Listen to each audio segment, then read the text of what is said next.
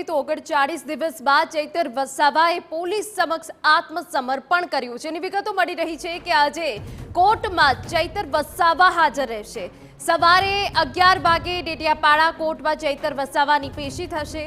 ગઈકાલે ધરપકડ કર્યા બાદ રાજપીપળા એલસીબીમાં પૂછપરછ કરાઈ હતી। પોલીસ કોર્ટમાં રજૂ કરીને રિમાન્ડની માંગ કરશે।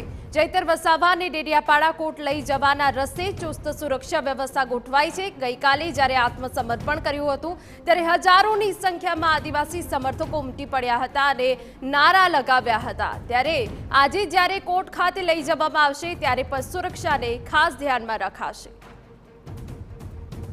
ડેડિયાપાડાના ધારાસભ્ય વિરુદ્ધ જે વન વિભાગના કર્મચારીઓને મારવાની જે ફરિયાદ નોંધાઈ હતી તે લગભગ 1 મહિના બાદ ડેડિયાપાડાના ધારાસભ્ય ખુદ ડેડિયાપાડા પોલીસ સ્ટેશન ખાતે સરેન્ડર કર્યું હતું। અને જો વાત કરીએ તો એમને સરેન્ડર બાદ જે એમના સમર્થકો હતા તે ખૂબ મોટી માત્રામાં સમર્થકો હોવાના કારણે રાજપીપળા એલસીબી ખાતે એમને પૂછતાછ માટે લાવવામાં આવ્યા હતા। રાત્રે મોડી રાત સુધી સઘન પૂછતાછ બાદ આજની જો વાત કરીએ તો આજે ડેડિયાપાડાના ધારાસભ્ય ચૈતર વસાવાને લગભગ 11 વાગ્યે ડેડિયાપાડા કોર્ટમાં હાજર કરવામાં આવશે અને અહીંયાથી ડેડિયાપાડા સુધી લઈ જવામાં આવશે। એમને સઘન સુરક્ષા સાથે એમને અહીંયાથી લઈ જવામાં આવશે। 2 પીએસઆઈ અને 1 પીઆઈ સાથે અહીંયાથી પોલીસ જવાન સાથે એમને ડેડિયાપાડા કોર્ટમાં રજૂ કરવામાં આવશે અને ડેડિયાપાડા કોર્ટમાં એમના રિમાન્ડની માંગણી પોલીસ કરવાની છે।